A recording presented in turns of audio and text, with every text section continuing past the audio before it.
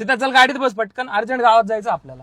नाही येऊ शकत, मला काम आहे थोडं. सॉरी बरं का तुला विचारलं, चुकलाच माझं. मला वाटलंच तू इथं असशील, दुपारपासून तुला कॉल करतोय, कॉल पण नाही रिसिव्ह केला. काय झालं तुला? माझ्यासारख्या रिकाम चोटांचे नंबरच डिलीट कर ना मोबाईल मधून, मला ब्लॉक करून टाक, विषय संपव. अरे पण झालं काय? काय झालं? हागला ना मैत्रीत. काय झालं 5 मिनिटाचं काम होतं, गावात जायचं होतं, तुला माझ्यासाठी टाइम नव्हता. मी पागल आहे ना, मी प्रत्येक ठिकाणी यायचं, तू कॉल करायचा, भाऊ दूध आणायला जायचंय, माया चालला.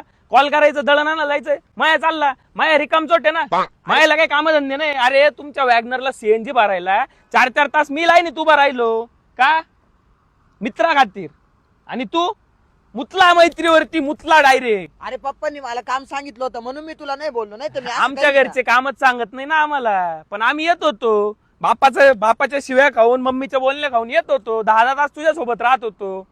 तुला नाही जमलं. नाही. ए भाऊ सॉरी, पण असं नको बोलू तू, वाईट वाटतं मग मला. वाईट वाटू दे ना, वाईट वाटत असेल ना विष खाय, मरून जाय.